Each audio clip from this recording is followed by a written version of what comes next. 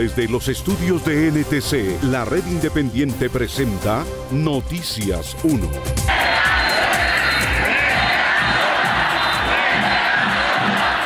Aquí está.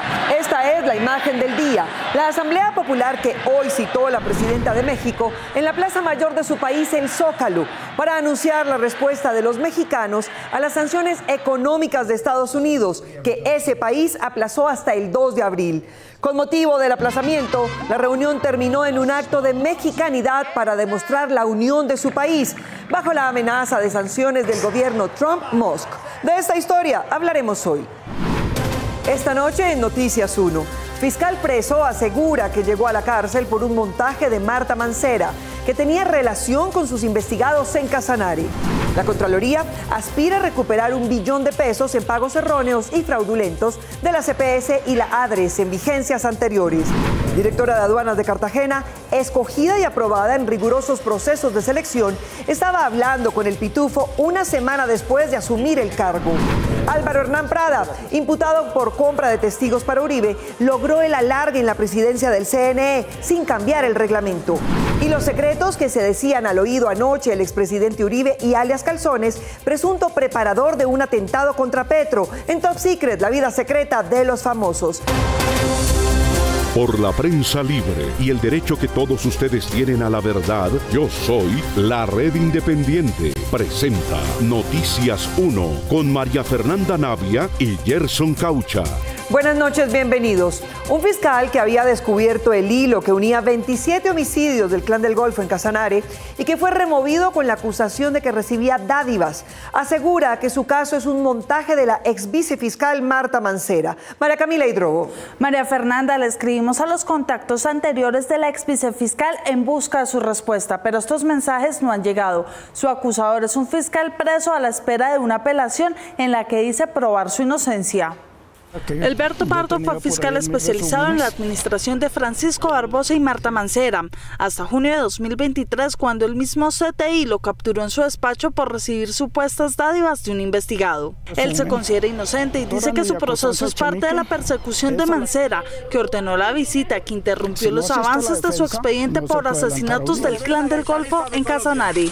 Yo tenía 27 homicidios esclarecidos. Estaba trabajando con unos muchachos del Casanare, con unos de la CIN del Casanare. Según cuenta, le advirtieron que si se negaba, se tomarían medidas. Entonces me tocó dejarle hacer inspección por orden de la vicefiscal Marta Mancera.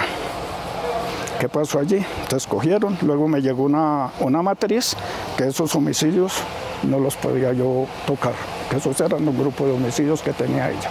El exfiscal acató la orden, pero decidió recopilar información en la que se nombraba a Mancera junto a narcotraficantes como Mueble Fino, los narcofiscales y la muerte del fiscal Alcibiades Libreros. Ya mataron a un fiscal que no quiso trabajar con ellos. Marta Mancera, ahí estaba, puso ahí y puso ahí a otros fiscales a que torcieran esa investigación. El exfiscal recuerda que desde ese momento empezó a tener problemas con sus superiores, por lo que continuó con otras investigaciones, entre esas el caso de los Juanitos, unos extorsionistas del Llano, y de Ernesto Fabián Poveda, alias Meneo, que lo amenazó en varias oportunidades. Meneo lo va a matar. Meneo tiene preparado 2 motos grandes con un sicario por cada lado para dispararle y que llevan explosivos también en el evento en que el carro se ha blindado. Según Pardo, informó de las amenazas incluso a la misma Mancera, pero no lo removieron del caso como él le solicitó. Marta Mancera fue quien cubrió ese crimen, sino que lo capturaron porque supuestamente negoció dádivas con Meneo. Y aunque tenía las pruebas, asegura que la fiscalía las desapareció cuando lo capturaron en 2023. Examinando la ejecución de los recursos de la salud, la Contraloría ejecutó 41 fallos de responsabilidad fiscal por más de 540.000 millones de pesos. El vicecontralor dice que hay procesos contra las EPS y varios actores del sistema por mal invertir los recursos de la salud. Desde 2022 hasta la fecha, la Contraloría General ha abierto 522 procesos de responsabilidad fiscal por 11 billones de pesos perdidos de los dineros de la salud de los colombianos. Bajo la lupa de la Contraloría. Noticias 1 conoció que hasta la fecha el ente de control ha proferido 111 imputaciones de responsabilidad fiscal por 498.539 millones de pesos y se tienen 41 fallos ejecutados por 542.995 millones de pesos relacionados con el manejo de recursos públicos para la salud. Hemos desarrollado un sistema de información que permita rastrear todo el movimiento de los pagos del ADRES a las EPS, de las EPS a las IPS, para establecer si efectivamente se siguen usando adecuadamente los recursos de la salud. En este proceso no solo están involucradas las EPS, sino algunos hospitales públicos, IPS, el Ministerio de Salud y la Administradora de Recursos de la Salud, ADRES, por el mal manejo de fondos en 2015. Hemos generado alertas al modelo de construcción que adelanta el actual Ministerio de Salud a varias instituciones hospitalarias en el país. Entre los imputados por responsabilidad fiscal está EPS Sabia Salud, a la que le cobran más de 12.000 millones de pesos por radicar en 2019 ante la ADRES facturas por servicios no contemplados en el Plan Básico de Salud que habían prescrito hace 4 años. Asmed Salud EPS con más de 3.900 millones de pesos por presuntas irregularidades en pagos y avances en efectivo con cargo a la UPC. La ESI Hospital Local de Santa Catalina de Alejandría con más de 130.000 millones de pesos tras reportar en 2013 un saldo sin ejecución que no apareció y no hay rastro ni destino final. Según el informe, a la ADRES también se le ejecutaron varios fallos de responsabilidad fiscal, uno de ellos por más de 1.000 millones de pesos, tras detectar que con recursos de la UPC del año 2015 se pagó el arriendo de camionetas para administración de Saludcop, eventos culturales y otras actividades no relacionadas con la salud. Una funcionaria que cumplió todos los requisitos y pruebas de seguridad para ser directora de aduanas de Cartagena fue designada por el entonces director de la DIAN, Luis Carlos Reyes, y una semana después ya se había reunido 2 veces con el papá Pitufo. El 9 de agosto de 2023, el entonces director de la DIAN, Luis Carlos Reyes, a través de esta resolución, designó como nueva directora de la entidad en Cartagena Sandra Milena Peláez López, quien se desempeñaba como jefe de la operación aduanera en Cali, para que asumiera temporalmente la dirección seccional de aduanas de Cartagena a partir del 17 de agosto siguiente. A partir del 17 de agosto de 2023, y mientras se designa titular, asignar la jefatura de la dirección seccional de aduanas de Cartagena, de la Unidad Especial Dirección de Impuestos y Aduanas Nacionales, a la servidora pública Sandra Milena Peláez López. Y 2 semanas después, el 31 de agosto, Diego Marín Buitrago, el papá Pitufo, le decía desprevenidamente al agente infiltrado del fiscal Marín que ya contaba con la colaboración de ella.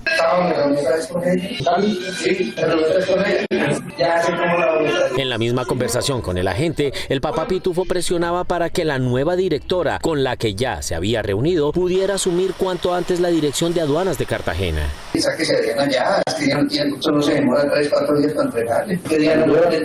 Según lo explicaría después el fiscal Marín, Diana Manchola, la directora sustituida por Sandra Peláez, había tenido con el papá Pitufo una relación de décadas. Que la concede de que ella tenía 7 años y como pues obviamente tiene pues todos esos nexos también en esta entidad. El exdirector de la DIAN, Luis Carlos Reyes, le dijo a Noticias 1 que nombró a Sandra Peláez en Cartagena luego de que ésta ganara un concurso de méritos y aprobara todas las pruebas de confiabilidad para el cargo, que incluía la verificación de su carrera y antecedentes en la Dirección de Inteligencia DNI y la Unidad de Información y Análisis Financiero UIAF, varias entrevistas sobre temas específicos y una entrevista personal con él mismo. No creemos que se haya vulnerado la integridad del proceso, pero obviamente le corresponde a la Fiscalía determinar si así fue. Noticias 1 se contactó con Sandra Peláez, quien continúa trabajando en la DIAN Cartagena, ahora en otro cargo, y aseguró que por el momento no daría declaraciones a la prensa. Manuel Rodríguez Becerra, que fue el primer ministro de Ambiente en Colombia, dice que la interpretación del alcalde Galán al texto de reglamentación del suelo de la Sabana de Bogotá que propone Minambiente está mediada por los intereses de los constructores. El alcalde Galán aseguró que el borrador de la resolución de medio ambiente afectará la construcción de la primera línea del metro y otras obras en la ciudad. Manuel Rodríguez, primer ministro de Ambiente del país, contradice al alcalde y asegura que hay intereses de las constructoras por frenar la resolución. Tiene como objetivo buscar el ordenamiento alrededor del agua. El borrador de la resolución publicado por el Ministerio de Ambiente busca reducir la vulnerabilidad hídrica de los 39 municipios que conforman la Sabana de Bogotá, garantizar su integridad ecológica y proteger sus hectáreas agropecuarias y forestales. El patio taller de la línea 1 del metro y parte del trazado en la localidad de Kennedy quedaría en el limbo si esto es expedido. El alcalde asegura que 15 obras de la ciudad se verían afectadas por estar encima de los humedales, como las 2 líneas del metro o la ampliación de la autopista norte y el aeropuerto del Dorado. Sus predios quedan en zonas de humedales que deben propender por la restauración de esos humedales. Manuel Rodríguez explica que las obras autorizadas por los planes de ordenamiento territorial POT previos no se verán afectadas. Bogotá tiene un plan de ordenamiento territorial que tiene vigencia de 2022 a 2035 y todas esas obras a que hace mención el alcalde y Camacol, etcétera, están dentro del POT. Galán asegura que 138 barrios de Bogotá estarían en el limbo debido a este mapa de los humedales que aparece en los anexos de la resolución, lo que para Rodríguez Becerra no es un hecho. Esa cartografía es básicamente suficiente para toda la zona rural de la sabana, que es la mayor parte de la sabana. Cuando se pone la cartografía de unas sobre 100.000 aparecen manchas de humedales que existieron en el pasado, ¿no? Y que hoy en día están urbanizados. La Cámara Colombiana de Construcción Camacol respaldó al alcalde, aseguró que 360.000 viviendas de la sabana se verían afectadas. El exministro interpreta la posición de los constructores. Camacol quiere voltear más tierra, pero ya no va a poder voltearla para valorizar tierras sin que se urbanice. Existen, y lo reitero, suficientes hectáreas para un crecimiento sobre por lo menos una década. La alcaldía aseguró que si el ministerio no cambia el sentido del decreto, lo demandará. El consejero Álvaro Hernán Prada, imputado por compra de testigos del caso Uribe, logró la prórroga de su presidencia en el CNE, tal como informamos que era su intención, pero por una vía diferente al cambio de reglamento. La Corte Suprema tendrá la última palabra resolviendo una tutela. Un día antes de que el Congreso le aceptara la renuncia a César Lorduy, denunciado por acoso sexual a la representante Aguirre, este hizo parte de la jugada que se planeó al interior del Consejo Nacional Electoral para modificar el reglamento que beneficiaría al actual presidente Álvaro Hernán Prada, también acusado por presunta manipulación de testigos en el proceso de Álvaro Uribe Vélez. La modificación se dio en principio para prorrogar el periodo de Prada como presidente de esa corporación. Sin embargo, se realizó otra maniobra que de igual forma mantendría a Prada en el cargo hasta septiembre de 2026. Una vez culminado el respectivo periodo anual y mientras se elige una nueva mesa directiva, seguirá fungiendo como tal aquella que venía ejerciendo dichas funciones. Según Prada y sus colegas, él puede seguir gobernando el CNE por cuenta de un vacío que se debía subsanar. Cuando no se alcancen los votos para elegir una mesa directiva nueva, mientras se alcanzan esos votos, seguirá la mesa directiva que está actuando. La decisión fue tomada por el bloque de 6 consejeros esta semana: Álvaro Prada, el renunciado César Lorduy, Maritza Martínez, Alfonso Campo, Cristian Quirós y Benjamín Ortiz. Este último comparte con Prada la ponencia que investiga la campaña de Petro presidente. En paz. Los otros consejeros, Fabiola Márquez, Alba Lucía Velázquez y Altus Vaquero, se salieron de la reunión alegando que el presidente Prada no les brindaba garantías para el debate. El consejero Altus Vaquero, contra quien cursa una nulidad por presuntamente no cumplir con los requisitos para pertenecer al CNE, le correspondería por orden la siguiente presidencia, pero con la modificación no llegaría. Entonces, antes de tomar esta decisión, la consejera Velázquez había puesto una tutela contra Prada por vulnerar sus derechos cuando fue recusado por ser juez y parte. No podía él ser recusado y resolver la recusación. El Tribunal de Bogotá rechazó la tutela, no obstante, ella apeló la decisión para que sea la Corte Suprema que tenga la última palabra en la revisión legal de lo actuado por estos 6 consejeros electorales. Mañana el Partido Verde tendrá su asamblea general para definir si se escinde en 2, un partido de oposición y otro de gobierno. Pero la discusión ha virado hacia la supervivencia e integridad del partido y hay dudas de que la división pueda conseguir los 44 votos que necesita para ser aprobada. La solicitud de escisión o de divorcio que hicieron algunos representantes a la Cámara y la senadora Angélica Lozano de su partido Alianza Verde, que en un principio parecía como un asunto resuelto, hoy no se ve tan claro. Yo creo que las divisiones nunca son buenas. Yo creo que los partidos pueden tener pensamientos, ideas y posturas distintas, pero mientras nos unan las mismas causas podemos coincidir. Yo invito a toda la dirección nacional a que seamos conscientes de la importancia de transformarnos, por supuesto que sí, pero no de romper.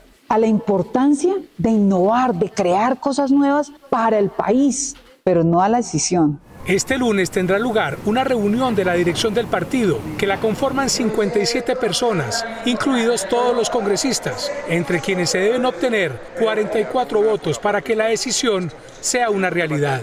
Y lo mejor es llevar el divorcio por las buenas. De nada sirve usted obligar a su pareja a que se quede a las malas y mirar qué puede suceder. Yo creo que lo más sensato y más razonable de todos es poder permitir este divorcio. Hay unos que quieren estar más con el gobierno y hay otros que queremos una opción más independiente, que cada cual pueda ejercer sus derechos políticos con totales garantías, y pues para eso lo que legalmente nos habilita la ley es hacer una decisión, o sea, un divorcio. Pero virtualmente no existen los 44 votos necesarios para la decisión. Deberíamos dar un debate más tranquilo y también pensando menos en las elecciones y más en lo que necesita Colombia. Esto es algo que hay que dar claro, que este no va a ser el partido de Claudia López. Esa vaina es algo que han querido vender los medios, pero nosotros hemos sido muy claros y enfáticos en que vamos a construir un partido desde los congresistas que firmaron. La presencia de los hoy ministros Antonio Sanguino y María Fernanda Rojas en el gabinete del presidente Gustavo Petro fue el detonante de este conato de separación que promete todo un show en la reunión de mañana en el Salón Rojo del Hotel Tequendama de Bogotá. Dos congresistas, autores de un proyecto de ley que prohibiría el mercado de objetos con íconos criminales, hicieron un debate en la Cámara de Comercio de Medellín y se sorprendieron al encontrar apoyo para su propuesta. Medellín es el paraíso para la venta de artículos con imágenes de mafiosos y criminales. En su Cámara de Comercio se realizó una audiencia pública para sensibilizar sobre el daño que hace esta clase de artículos y presentar un proyecto de ley que busca prohibir la comercialización de íconos criminales en el país. A los que fueron asesinados por el Cartel de Medellín debemos hacerle un homenaje. Luis Carlos Galán, Diana Turbay, Guillermo Cano. Queríamos ir precisamente a escuchar a los paisas, qué opinaban sobre esto. Allí escuchamos gente de la academia, gente de los sectores sociales, gente del sector político, la Policía Nacional. Era el punto neurálgico de Pablo Escobar, entonces yo recibo con gran emoción eso, porque esto quiere decir que sí hay una conciencia masiva de la ciudadanía a tratar de cambiar esa imagen y esa identidad que no nos representa. Realizada la audiencia, se afirma que hay receptividad para que esta iniciativa tenga respaldo desde todos los sectores. La conciencia ciudadana, conciencia sobre lo que implicaría, por ejemplo, tener una imagen de Garavito en una camiseta y andar por la calle con una imagen de Garavito como si ese fuera un gran ejemplo para nuestra sociedad. Pero lo que queremos es generarle una reflexión a la comuna, a los comerciantes de la comuna y a los comerciantes en general. Una reflexión que no parte de nosotros, que nos lo dijo la misma gente de la Comuna 13. Es que los turistas piden eso. Venga, y si los turistas piden drogas, y si los turistas piden prostitución, ¿eso es lo que debemos vender? No. El proyecto de ley se discutirá inicialmente en la Comisión Primera de la Cámara de Representantes. La JEP dictó medidas especiales para proteger los archivos de la Brigada 20 de Inteligencia Militar, que podría contener información determinante para establecer la relación entre al menos 5 gobiernos y el exterminio de la Unión Patriótica. La sección de ausencia de reconocimiento de la Jurisdicción Especial para la Paz JEP prorrogó por un año más la medida de protección sobre los archivos de inteligencia y contrainteligencia de la Brigada 20 que están en el Archivo General del Ministerio de Defensa, en los que reposa información relevante para el caso que investiga los crímenes cometidos contra la Unión Patriótica. Lo que se busca con esta medida de protección de información es garantizar la integridad justamente de todo lo recopilado, de toda esa documentación, para hacer un análisis posterior por parte de la jurisdicción. El genocidio de la Unión Patriótica dejó al menos 6.200 víctimas, entre ellas 2 candidatos presidenciales, Jaime Pardo Leal y Bernardo Jaramillo Osa, además de congresistas, concejales, diputados y simpatizantes. Orlando Higuita, concejal de Barrancabermeja, fue asesinado el 2 de junio de 1989 mientras se encontraba en su negocio en este municipio. Fue eliminado en un crimen de Estado, en donde intervinieron no solamente actores armados, sino que aquí también hay que decir, participó la justicia, participó el Ejecutivo. Como este caso, la JEP espera encontrar en estos archivos información que permitan esclarecer lo que ocurrió con miembros de la UP, del Partido Comunista y defensores de derechos humanos. En donde hemos podido realizar una serie de visitas, inspecciones, justamente para recaudar, recopilar la información que existe en la Brigada 20. Para las víctimas de la Unión Patriótica, esta decisión es clave para saber lo que ocurrió con cada uno de los hechos. Son crímenes que llevan más de 30 años. Muchos de sus actores están muertos y todos estos elementos documentales que permitan esclarecer la verdad son fundamentales dentro del proceso. Los documentos son una fuente de información clave para la garantía de los derechos a la verdad, la justicia y la reparación, además de consolidar su papel en la construcción de la memoria colectiva. Asumiendo que hoy cada exportación de México tendría que pagar 25% de arancel en Estados Unidos, la presidenta Claudia Sheinbaum había citado a una asamblea popular hoy en el Zócalo para explicar su respuesta. Pero como la medida se aplazó, hizo en cambio una celebración de la mexicanidad. La asamblea informativa citada por la presidenta de los mexicanos, Claudia Sheinbaum, desbordó el Zócalo, la plaza pública más grande de Sudamérica. Más de 350,000 personas, según cálculos del gobierno, la recibieron en compañía del mariachi de la Secretaría de Defensa Nacional. ¡Arriba México! Afortunadamente ha prevalecido el diálogo y sobre todo el respeto entre nuestras naciones. Aunque este discurso se había propuesto con el fin de anunciar la estrategia y las acciones que tomarían en respuesta al anuncio arancelario, fue el mismo Trump quien puso en pausa la medida. Prevaleció el diálogo y el respeto y fueron levantadas las tarifas o aranceles que se estaban aplicando a productos que exportamos hacia el vecino país. Habló de igualdad entre ambos países. No somos más, pero tampoco somos menos.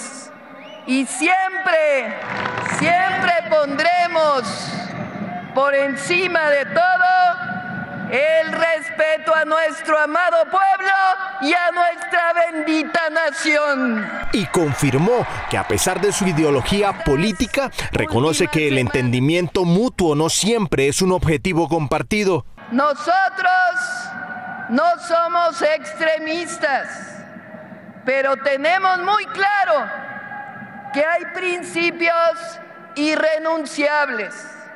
No podemos ceder en nuestra soberanía. El gobierno norteamericano firmó esta orden ejecutiva que mantiene la exención a productos importados de México y Canadá, pero solo hasta el próximo 2 de abril, cuando se espera otro pronunciamiento del gobierno de Donald Trump e Elon Musk. Todos los presidenciables en redes sociales han tenido que mencionar a Petro, unos más, otros menos, y solo una nunca, lo que indican los indicadores. La consultora de marketing Toro Digital presentó su algoritmo presidencial que cuenta las menciones a Gustavo Petro en los mensajes de 37 presidenciables desde noviembre pasado. La primera es María Fernanda Cabal, con 335 menciones hasta febrero pasado. Con más de 100, le siguen Vicky Dávila y Miguel Uribe. Entre 50 y 100, David Luna y 3 alfiles uribistas. Y con menos de 50, toda la izquierda, el centro y el resto de la derecha. Esto indica que Petro tendrá las orejas calientes hasta octubre del año entrante. Esto es lo que indican los indicadores. En 2023, el Ministerio de Salud recibió 800 peticiones de eutanasia y ayer una orden de la Corte Constitucional para que regule el derecho a morir dignamente para menores de 14 años. La Corte Constitucional ordenó al Ministerio de Salud regular el derecho a morir con dignidad de los niños, niñas y adolescentes. tras estudiar el caso de un menor de 16 años con una enfermedad grave e incurable que le causa un sufrimiento intenso. Hoy en día, una persona mayor de 14 años podría ser solicitante con acompañamiento de sus personas responsables que tienen su custodia y su patria potestad. Actualmente no solo hay un vacío legal en el caso de los menores mayores de 14 años, sino en el de los menores de esa edad. La pregunta en relación con las personas menores de 14 años es si comprenden suficientemente qué significa que un ser vivo vive o muere y el alcance que tiene una decisión como esa. Asimismo, en la regulación actual se excluyó a los menores de edad en situación de discapacidad intelectual, pues existen barreras de estigma mental. Aquí de lo que estamos hablando es de cómo experimentar la enfermedad. O sea, ¿qué pasa con los casos en los cuales personas como por ejemplo niñas, niños y adolescentes con ciertos diagnósticos sufriendo cantidades, no solo las niñas, los niños y los adolescentes, sino sus personas cuidadoras más cercanas? La Corte le dio 6 meses al Ministerio para realizar la regulación y por 10ª vez exhortó al Congreso para garantizar la protección de una muerte digna, eliminar las barreras para la libre autodeterminación de las personas y la prohibición de los tratos crueles, inhumanos y degradantes. El Congreso tiene la capacidad para legislar. ¿Qué es lo que ha pasado? Pues que en 26 años, 17 proyectos de ley no han logrado, el que más lejos ha llegado al segundo debate en la legislatura pasada. Cabe recordar que no cualquiera puede acceder a la eutanasia. Tener un diagnóstico de enfermedad grave e incurable es que la persona está experimentando un sufrimiento que la Corte llama físico o psíquico, que sea incompatible con su propia idea de dignidad, que la persona haya dejado una expresión clara, manifiesta e inequívoca, preferiblemente por escrito, en relación con sus deseos al final de la vida. De acuerdo con el Ministerio de Salud, en 2023 se presentaron 800 solicitudes de procedimientos de eutanasia en el país. Solo 7 países en el mundo, más 2 estados de Australia y 10 de Estados Unidos, tienen despenalizaciones al respecto, siendo Colombia el único país de Sudamérica que lo permite. Una aplicación les permitiría a los autores de la música que se escucha en los establecimientos públicos determinar exactamente cuánto le deben en derechos de autor. Por medio de una app llamada Vibe, un colombiano quiere revolucionar el mercado musical. Esta aplicación tiene la detección de ondas sonoras de las notas musicales en hasta 1000 establecimientos comerciales u eventos, de manera que en cada jornada podrá decidir qué artistas y canciones sonaron y por lo mismo a quién se le deben esos derechos de autor. Crear un dispositivo que patentamos que nos permite reconocer cada vez que la canción suena. Entonces tú puedes ver en la plataforma cada vez que tu canción está siendo reproducida en toda esta red de establecimientos. Además de enlazar el artista con el establecimiento, esta aplicación le permite a este decidir en qué lugares promocionar sus canciones, dependiendo del análisis del software que previamente registró en un sistema cuántas veces sonó la canción, qué tiempo duró y qué probabilidades de éxito tiene en los diferentes establecimientos. Todas las canciones tienen una huella digital, que es el código UPC y el ICRC. A los 5 segundos se identifica el audio, el servidor procesa la información y le reporta en tiempo real al artista que pagó. Este sistema va enlazado con los establecimientos que cuentan con un dispositivo que detecta cada canción y cada artista para transmitir la información en tiempo real, que a través de un hardware que enlaza en vivo cuál es el lugar donde debe enlazarse cada artista según la viabilidad estadística.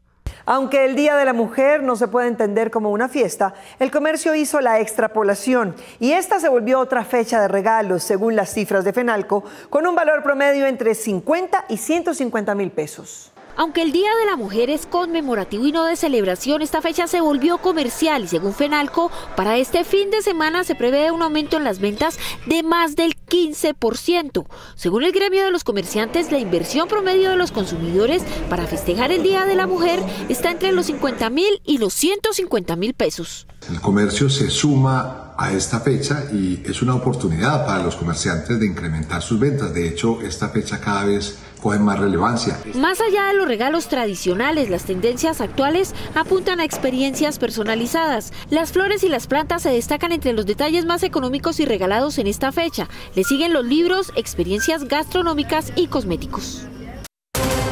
Este disidente, conocido con el alias de Giovanni Armero, considerado el tercero al mando de la organización criminal Carlos Patiño, que tiene amenazados a los habitantes de las áreas rurales de Argelia, Cauca, amenazó hoy a campesinos de las veredas Huicitó, Honduras y La Hacienda para que se concentren y obliguen la salida de los militares que continúan en esa región.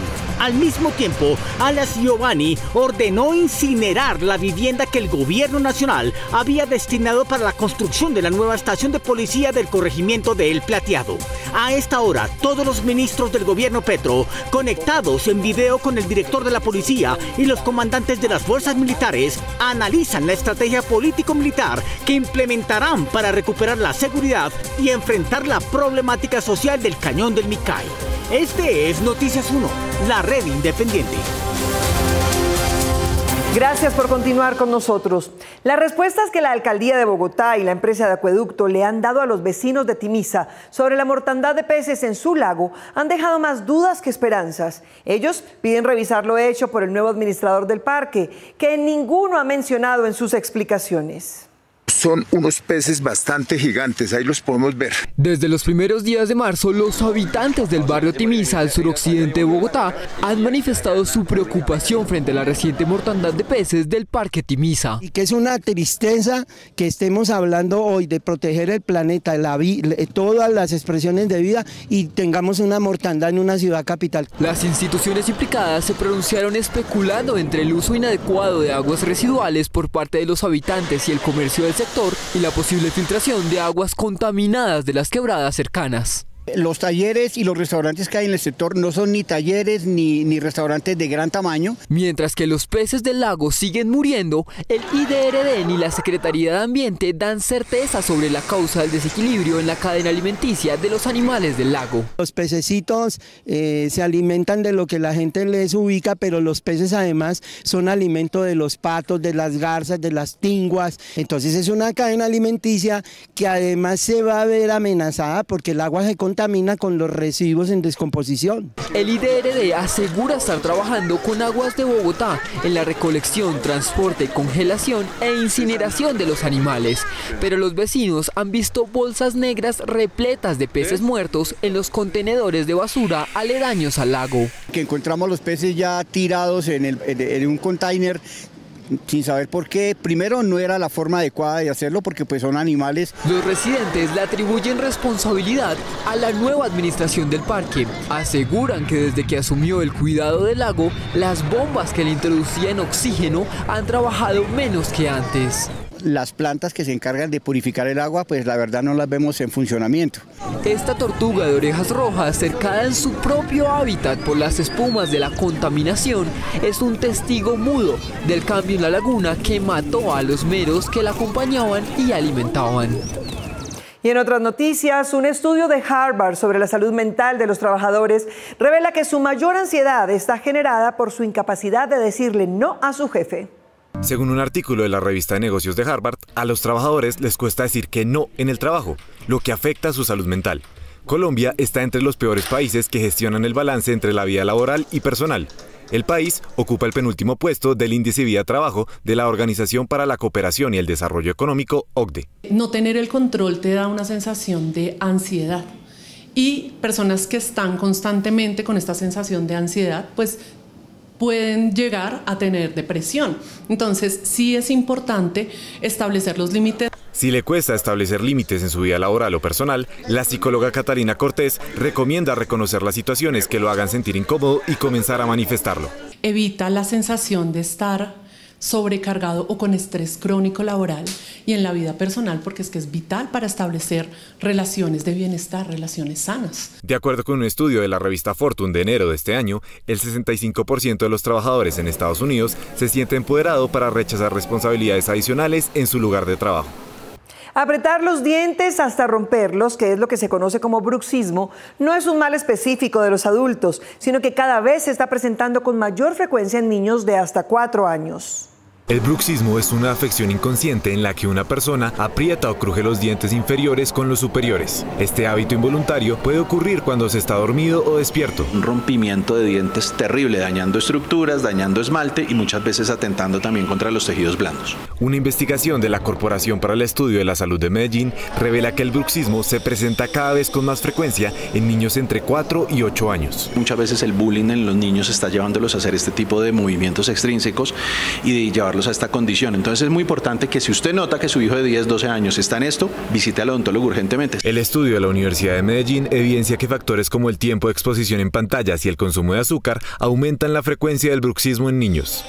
La Fiscalía no disipó la inquietud del presidente Petro con un presunto delincuente de Pereira que estaría planeando su asesinato y que ayer estuvo sentado a la izquierda del expresidente Uribe. La felicitación de Día de la Mujer del compañero del consejero César Lorduy. Llegó el momento de Top Secret, la vida secreta de los famosos.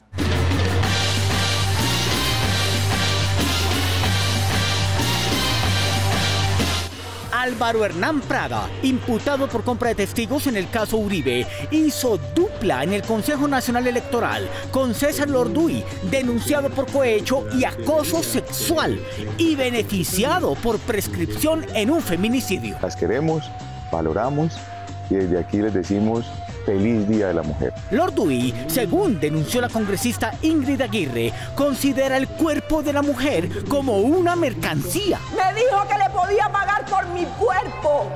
¡Me lo dijo! Prada quiso expresar en su mensaje de ayer, como presidente del CNE, que él tiene un concepto diferente de la mujer. Nos dan vida y desde ahí empieza siempre una lucha de la mujer por conducir su familia, sus hijos, su hogar. Y luego la elección de mujeres en la actividad democrática es fundamental para que brillen, para que trabajen de la manera como lo hacen desde el hogar. Las miles que salieron ayer protestaban precisamente para que el patriarcado de la política colombiana deje de considerarlas las reinas del hogar y sus oficios. Terminando la campaña presidencial, Gustavo Petro denunció que su vida estaba en peligro por cuenta de un pereirano. Me tocó suspender la manifestación porque decían que me iban a matar una banda que son precisamente los hombres armados que recogen el crédito para que alias Calzones se vuelva millonario. Calzones es César Augusto Giraldo Montoya, un activista de Centro Democrático en Risaralda que hace vida social con la dirigencia política regional, pero también, según lo reveló en mayo de 2023 la revista Raya, había sido descrito por la Fiscalía como integrante de primera línea en la organización criminal La Cordillera, heredada de los negocios de alias Macaco. En ese entonces, Álvaro Uribe le pidió a la Fiscalía de Francisco Barbosa que lo investigara.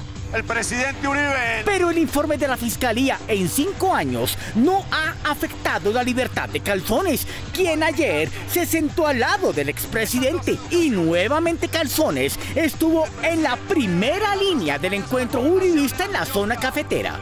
Calzones fue el primer interlocutor del expresidente durante todo el examen que este les hizo a los precandidatos del Centro Democrático este sábado en Armenia. El alcalde de Bogotá se destacó ayer por su respeto a la manifestación, pero esta mañana, luego de conocer que la estatua de su papá había sido pintada de todos los colores, incendiada, y en su atril se escribió la consigna "No más Galán", le pidió a la policía y a la fiscalía que identificaran a las autoras de lo que llamó acto vandálico. Su hermano, que no tiene poder político para dar órdenes, solo posteó un mensaje pidiéndole al presidente su opinión personal. Estén pendientes, volveremos con más Confidenciales de Ataque en Top Secret.